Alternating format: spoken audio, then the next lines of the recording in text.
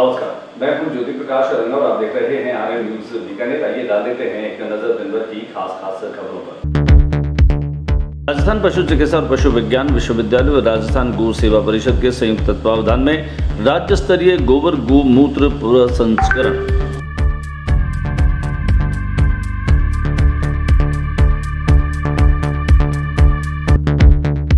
अंतर्राष्ट्रीय ऊंट महोत्सव 6 मार्च से शीघ्र होगा। कार्यक्रमों का निर्धारण जिला कलेक्टर ने ली बैठक।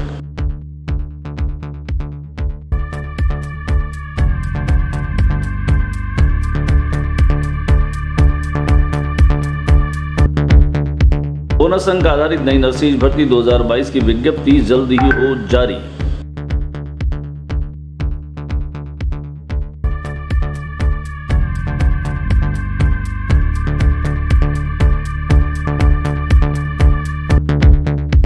इंटर्नशिप भत्ते मांग को लेकर 3 कॉलेजों के छात्रों ने दिया धरना।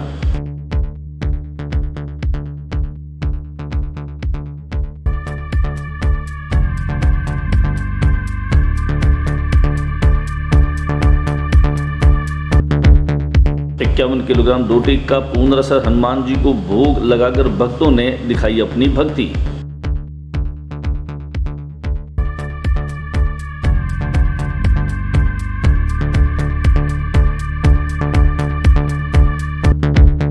धीरे धीरे चढ़ने लगा है होली का रंग। बीकानेर में फाल्गुनी रम्मतों का अभ्यास हुआ शुरू।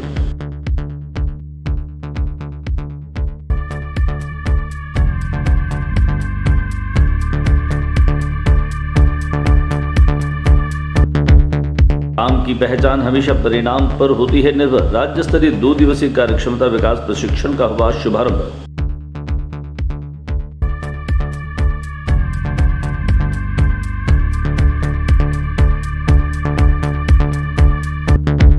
राजस्थान ब्राह्मण महासभा द्वारा आयोजित परशुराम जयंती के बैनर का हुआ विमोचन।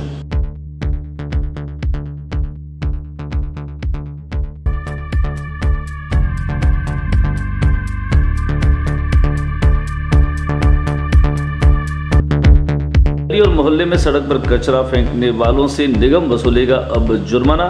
कचरा संग्रहण वाहन घर घर नहीं पहुंचा तो होगी कार्रवाई। अभय कमांड सेंटर से की जाएगी मॉनिटरिंग। जिला कलेक्टर ने नगरीय निकाय के अधिकारियों की ली बैठक। खबरें विस्तार से। राजस्थान पशु चिकित्सा व पशु विज्ञान विश्वविद्यालय के तत्वावधान में शनिवार को वेटनरी ऑडिटोरियम में राज्य स्तरीय गोबर व गौमूत्र प्रसंस्करण पर कार्यशाला का आयोजन रखा गया। इस कार्यक्रम के दरमियान संभागीय आयुक्त नीरज के पवन मौजूद रहे, जबकि इस कार्यक्रम में लक्ष्मण करवासरा ने भी शिरकत की। वहीं कार्यक्रम की अध्यक्षता डॉक्टर ए.के. गहलोत द्वारा की गई। कुल मिलाकर के राज्य भर के तमाम लोग इस कार्यशाला में शामिल हुए। आइए लिए चलते हैं आपको वेटरनरी ऑडिटोरियम, जहाँ पर गोबर व गौमूत्र पर प्रसंस्करण पर यह कार्यशाला आयोजित हुई।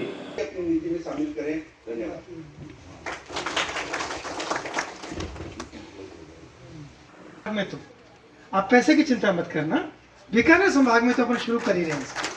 इस संभाग में मैं कहूँ तो यहाँ कम से कम हर ग्राम पंचायत पर, हर ग्राम के स्तर पर कोई न कोई एक व्यक्ति ऐसा ट्रेन हो जाए जो कि गौमूत्र और गोबर का प्रसंस्करण कर उससे कुछ अच्छी खाद और कुछ उसका ऐसा यूटिलाइज कर ले, जैसे उसकी आय भी बढ़े और ताकि हम आगे की जो पीढ़ी है उसको भी हम संवार पाए।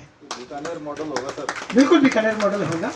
और हम आज इस मंच के माध्यम से इसकी सेवा परिषद और वेटरनरी कॉलेज के संयुक्त तत्वावधान में एक प्रशिक्षण का आयोजन किया गया। इस प्रशिक्षण में जो वर्मी कंपोस्ट और जो गौमूत्र से पेस्टिसाइड कैसे बनाते हैं इसके बारे में जानकारी दी गई। इसमें 40 जो वेटरनरी डॉक्टर है आए हैं और पूरे प्रदेश में जो इनका पशु विज्ञान केंद्र है उसमें से आए हैं। तो इनको जो खास तौर से जो जानकारी ये थी कि भी जो गोवंश है, जो ऐसे घूम रहा है, उससे कैसे अपन गोबर इकट्ठा करके और उससे वर्मी कंपोस्ट खाद जो कि ऑर्गेनिक है और फसलों में, सब्जियों में और फलदार वृक्षों में देवेंगे तो अपने को एक जैविक उत्पाद मिलेगा। जो हर आदमी जानता है कि भी जैविक उत्पाद खाने से अपना स्वास्थ्य अच्छा रहता है। जिला कलेक्टर भगवती प्रसाद कलाल की अध्यक्षता में ऊंट उत्सव को लेकर के एक कार्यक्रम और एक बैठक का आयोजन रखा गया। बैठक के दरमियान जिला कलेक्टर भगवती प्रसाद कलाल ने इस अंतर्राष्ट्रीय ऊंट महोत्सव को 6 मार्च से करवाने के निर्देश दिए। वहीं अब अंतर्राष्ट्रीय ऊंट महोत्सव बीकानेर में होने की जो राह है वह फिर से खुल चुकी है और आने वाली 6 मार्च से 3 दिनों तक बीकानेर में अंतर्राष्ट्रीय ऊंट महोत्सव का जलवा बिखरेगा।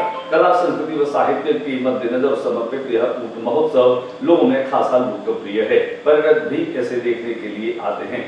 जिला कलेक्टर भगवती प्रसाद कराल ने आगामी 6 मार्च से होने वाले इस 3 दिनों के ऊंट महोत्सव की कार्यक्रमों की निर्धारण और उनकी पूरी रूपरेखा के लिए उप निदेशक पर्यटन विभाग भगवती प्रसाद ढाका को निर्देश दिए। आइए दिखाते हैं हम आपको जिला कलेक्ट्रेट में ऊंट उत्सव की तैयारियों को लेकर हुई इस बैठक के कुछ संपादित अंश।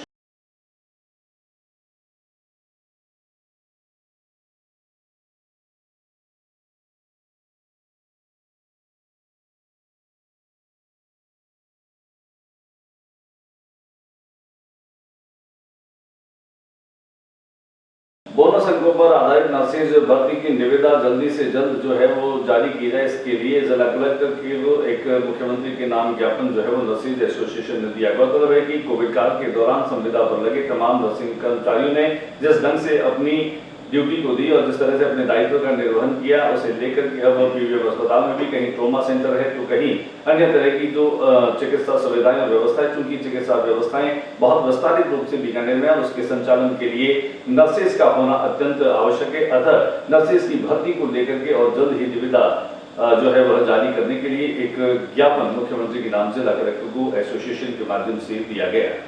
जिंदाबाद। हम हमारा हक मांगते, नहीं किसी से भीख मांगते। हम हमारा हक मांगते, नहीं किसी से भीख मांगते। 10-20 दिन बोनस अंकों से नहीं भर्ती निकालो,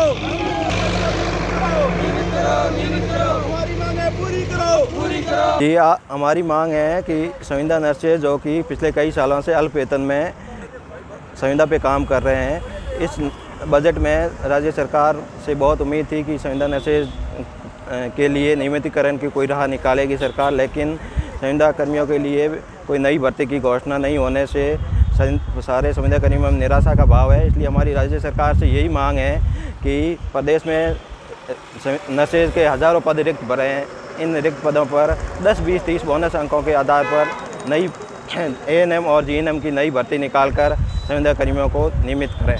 इंटर्नशिप भत्ते की मांग को लेकर के 3 कॉलेज के छात्र अब सड़कों पर उतर आए और वे लगातार इस बात को लेकर के प्रदर्शन कर रहे हैं। प्रदेश के 3 गवर्नमेंट वेटरनरी कॉलेज के सैकड़ों स्टूडेंट्स एमबीबीएस और आयुर्वेदिक के समक्ष इंटर्नशिप भत्ते की मांग को लेकर अब सड़कों पर उतर आए हैं। बजट में उन्हें उनकी मांग पूरी होने की उम्मीद थी, लेकिन जब बजट घोषणा नहीं हुई है तो तीनों कॉलेज ने अपना धरना शुरू कर दिया। छात्रों का कहना है कि भारतीय पशु चिकित्सा परिषद के मिनिमम स्टूडेंट्स और वेटरनरी एजुकेशन रेगुलेशन एक्ट 2016 लागू हुआ था। उसके वेटरनरी स्नातक की इंटर्नशिप अवधि 6 माह है, जिसमें आईसी व एआर की ओर से प्रति छात्र 3000 और राज्य सरकार की ओर से 3000 प्रति माह मिलते हैं। लागू होने के बाद वेटरनरी काउंसिल ऑफ इंडिया ने इसकी अवधि बढ़ाकर 6 माह से 1 साल कर दी, लेकिन इंटर्नशिप अभी भी 6 माह के हिसाब से ही भत्ता दिया जा रहा है। हम पशु चिकित्सा और पशु विज्ञान महाविद्यालय बीकानेर के प्रांगण में इकट्ठे हुए लगातार चौथे दिन से आज धरने पर है। हम पिछले 4 दिन से यहाँ पे धरने पे देकर अपनी विभिन्न मांगों को लेकर बैठे हुए, विद्यालय प्रशासन को इस मांगों को लेकर कई बार ज्ञापन दे चुके हैं, चाहे पशुपालन मंत्री लालचंद कटारिया जी को भी बता चुके। हमारी जो प्रमुख रूप से मांगे है, पहला मांग है कि पीजी और इंटर्नशिप स्टाइपेंड भत्ते को बढ़ाया जाए, जो मेडिकल के समकक्ष किया जाए। हमारे यहाँ पर मात्र राज्य सरकार 3500 रुपये का इंटर्नशिप भत्ता देती है और पीजी के अंदर 10,000 रुपये दिए जा रहे हैं, जो कि मेडिकल की तुलना में काफ़ी कम है। मेडिकल में अभी 14,000 प्लस डीए का इंटर्नशिप भत्ता दिया जा रहा है और 60,000 प्लस के मेडिकल भत्ते पीजी के अंदर दिए जा रहे हैं। हमारी मांगे जब तक पूरी नहीं होगी तब तक ये धरना प्रदर्शन ऐसे ही जारी रहेगा। ये यहाँ पर ही नहीं, विश्वविद्यालय प्रांगण के साथ साथ इस विश्वविद्यालय के अंतर्गत आने वाले 2 सरकारी महाविद्यालय नवानिया उदयपुर और जयपुर के अंदर भी हमारे ये प्रदर्शन चालू है। बीकानेर से 55 किलोमीटर दूर स्थित है पुनरासर हनुमान मंदिर। पुनरासर हनुमान मंदिर में 51 किलो का रोटा बना करके और भगवान जी को जो है वो भोग लगाया गया। कुल मिलाकर के एक ही रोटे का वजन जो है वो 51 किलो होता है और यह सवामणि नहीं बल्कि 51 किलो रोटे का भोग जो है वो अपने आराध्य हनुमान पुनरासर को लगाया गया। दिखाते हैं आपको इस रोटे के निर्माण की विधि और खास तौर से जब भक्तों में उल्लास और उत्साह के साथ में इस रोटी का निर्माण कर इस रोटी को बना करके और अपने आराध्य को भोग के रूप में लगाया गया।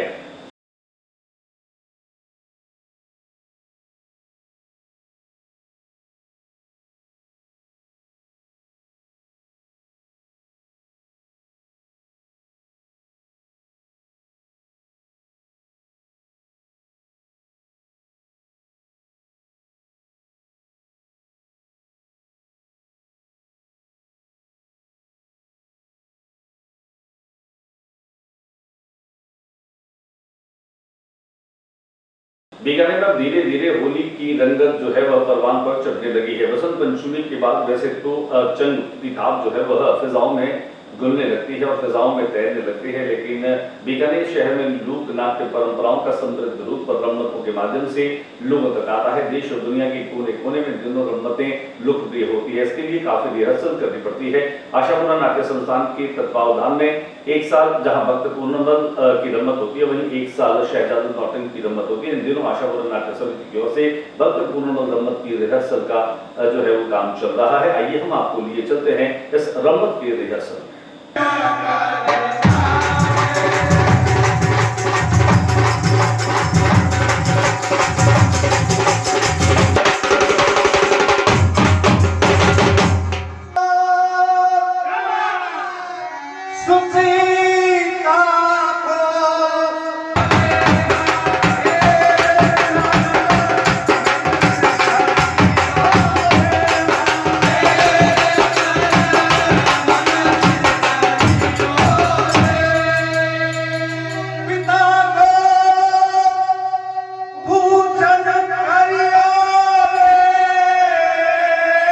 साल तरफ से रमत हो रही है और कम से कम 301 वर्ष हो गया उसी रमत ने।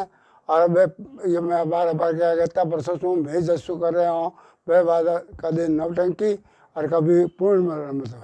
ये रमत आध्यात्मिक और सत्यता पर आधारित है और इसमें जो पात्र हैं ये आज के युग में एक ऐसा संदेश दे के जाती है।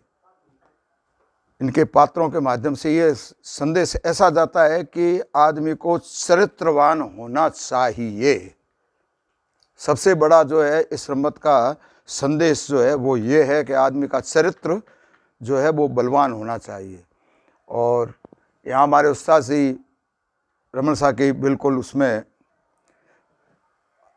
आशीर्वाद रहा और पहले कलाकार लोग वो दूसरे थे। आज जो है कलाकार हमारे जो है ये आशापुरा नाट्य संस्थान के तत्वाधान में कृष्ण कुमार जी हैं, राम कुमार जी हैं, इनके तत्वाधान में ये सब ये रिहर्सल बसंत पंचमी से तो रिहर्सल हर साल शुरू करते हैं और फिर उसके बाद में होली से पहले 12 के दिन दसम के दिन जो है दसम की रात और 11 का भोर ये इसका जो है दिन है। खूब लोग आते हैं, आनंद लेते हैं, आशापुरा मैया की जो है स्वरूप जो है उनके दर्शन करते हैं। खूब आनंददायक माहौल होता है। बीकानेर के भारत विकास होटल पैलेस में 2 दिवसीय कार्यक्षमता संवर्धन कार्यक्रम जो है वह संचालित किया गया। कार्यक्रम के समापन दरमियान जहां जिला उद्योग केंद्र की महाप्रबंधक मंजू नैन गोदारा अतिथि के रूप में पहुंची, उन्होंने कहा कि कार्य की जो क्षमता है वह परिणाम पर निर्भर करती है। परिणाम अगर यथेष्ट आता है तो कार्य क्षमता का सदुपयोग हुआ माना जा सकता है। साथ ही साथ उन्होंने आर्टिजन्स को लेकर के और अन्य उद्यमियों को लेकर के आने वाली जो चुनौतियां हैं उस पर कैसे पार पाया जा सकता है, इन तमाम बातों की जानकारी मंजू नैन गोदारा ने दी। आइए हम आपको लिए चलते हैं भारत पैलेस होटल, जहां पर उद्यमिता कौशल प्रशिक्षण शिविर का आयोजन किया गया और यह उनके समापन सत्र में अपने उद्बोधन के दौरान बात बता रही थी। तो ये तो एक रिवीजन खबर होगी तो अलग फॉर्मेट हो गया। ऐसे अपन बात करते हैं इसी प्रोग्राम को लेके कि भाई ये प्रोग्राम बीकानेर में आयोजित हुआ है तो इसका क्या उद्देश्य है उसको लेके लेना। तो हमें सबसे पहले ये इन्फॉर्मेशन देनी है कि प्रोग्राम क्यों हुआ है। कार्य क्षमता को बढ़ाने के लिए को लेकर 7 जिलों के जुड़े शिक्षण संस्थान के लोग जुड़े। जन शिक्षण संस्थान का अपने कार्मिकों की वर्क कैपेसिटी बढ़ाने को लेकर बड़ा देखिए, जन शिक्षण संस्थान भारत सरकार के कौशल विकास मंत्रालय द्वारा जिले में कौशल विकास को आगे बढ़ाने का काम करता है। यह जन शिक्षण संस्थान अपने राजस्थान में 8 जिलों में संचालित होता है। इन्हीं 8 जिलों से यहाँ पर जन शिक्षण संस्थान के डायरेक्टर हैं, कार्यक्रम अधिकारी हैं, अकाउंटेंट हैं और अदर जो फील्ड स्टाफ है उनकी एक कैपेसिटी बिल्डिंग, वो अपने काम को कैसे आगे बढ़ाएं, कैसे वो मिनिस्ट्री के उद्देश्यों को, कौशल विकास के उद्देश्यों को आत्मनिर्भरता की ओर ले जाएं, उसके लिए हम मिलकर काम करते हैं। और उन कामों में हम कहाँ सामुदायिक संगठन को लेके काम करें, कहाँ पर हम पब्लिक पीपीटी फॉर्मेट में हम काम करें, कहाँ पर हम निरक्षर बेरोजगार जो लोग हैं उनको कौशल विकास को के क्षेत्र से जोड़कर उनको आत्मनिर्भर बनाएं। आज क्या हुआ प्रथम दिन? शिक्षण में कार्य शैली को लेकर जितने भी विविध एस्पेक्ट होते हैं उन सबको हमने टच करने की, डॉक्यूमेंटेशन को, हर चीज़ को टच करने की बात की है। इसमें हमने देखते हैं मोटिवेशन की बात हमने की है, हमने फील्ड वर्क की बात की है, हमने एक्शन प्लान की बात की है। तो इस प्रकार से बीकानेर में अब किन्नरों का विवाद जो है वह सामने आने लगा है। बाहरी किन्नर और स्थानीय किन्नरों के बीच में विवाद बढ़ रहा है। उसी के चलते स्थानीय किन्नरों ने बाहरी किन्नरों की दबंगई का विरोध करते हुए कोटगीत थाने पहुंचकर एक FIR दर्ज करवाई। गौरतलब है कि स्थानीय किन्नरों का यह आरोप है कि बाहरी किन्नर जो है वह उगाही कर रहे हैं, जो सरासर गलत है। आइए हम आपको दिखाते हैं कोटगीत थाना पर स्थानीय किन्नरों ने बाहरी किन्नरों पर बदमाशों के साथ मिलकर के उनके साथ मारपीट और हाथापाई का आरोप लगाया।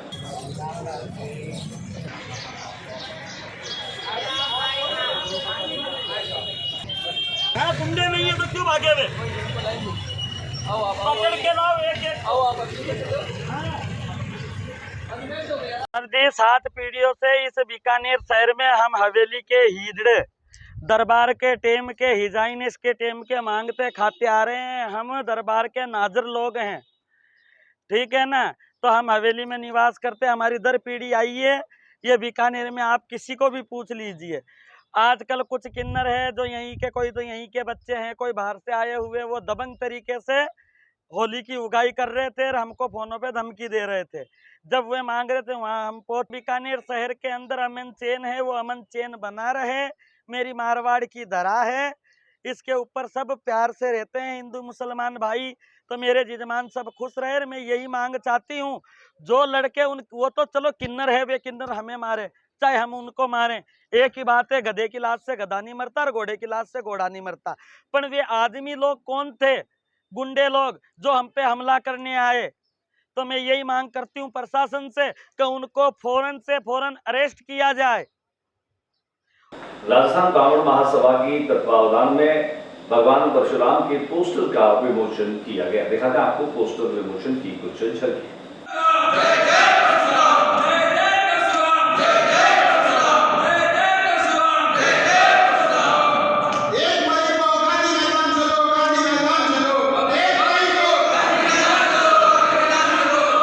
की गली में, मोहल्ले में और खुले में कचरा फेंकने वालों पर अब कार्रवाई की जाएगी। जिला कलेक्टर भगवती प्रसाद कलाल ने आज निगम और निकाय के अधिकारियों के साथ में एक बैठक ली, जिनमें खासतौर से निगम की घर घर कचरा संग्रहण की जो योजना है उसे और अधिक प्रभावी तरीके से लागू किया जाए। कुल मिलाकर के अब अगर किसी भी व्यक्ति ने अपने गली के बाहर और घर के बाहर खुले में कचरा फेंका तो उससे जुर्माना वसूला जाएगा। उन्होंने हालांकि घर घर कचरा संग्रहण की इस योजना को और अधिक प्रभावी बनाने पर भी जोर दिया और उसके निर्देश दिए।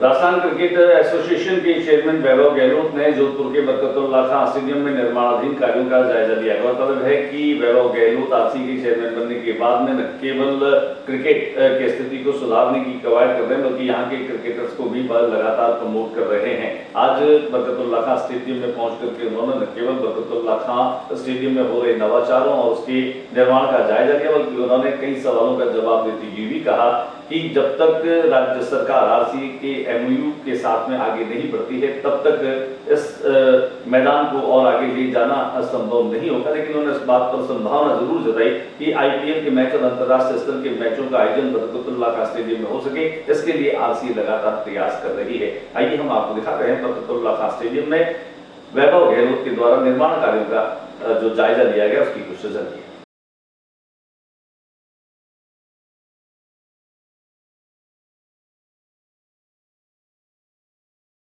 जिलों की नगरी उदयपुर की बोरा गणेश मार्ग पर कुछ असामाजिक तत्वों ने एक छात्र पर चाकू से हमला कर दिया, जिससे कि छात्र गंभीर रूप से घायल हो गया। यहाँ पर चश्मदीद लोगों ने इस छात्र को MD अस्पताल पहुंचाया, जहां पर छात्र का इलाज चल रहा है। मैंने रोक लिया लोगों की। हाँ नहीं मेरे को नहीं, उसको उतार दिए और मतलब मेरे को लेके जाना चाह रहे थे कहीं। स्कूल लेके जाना चाह रहे थे, क्या ले जाना चाह रहे थे? मेरे को कुछ नहीं कहा उन लोगों ने। मैं पीछे वही तो लास्ट वाला इंसान होकर के बोला गाड़ी में बैठ जबरदस्ती बैठाना चाह रहे थे इसको। अब ये बोला मैं नहीं जानता, कि जैसे हाथ छुड़ाया उसने चाकू निकाला और पेट में डाल दिया। आज के बुलेटिन में बस इतना ही। अगले बुलेटिन में नई गतिविधियों के साथ इसी समय इसी चैनल पर फिर मुलाकात होगी। न्यूज रूम से ज्योति प्रकाश रंगा को इजाजत दीजिए। नमस्कार।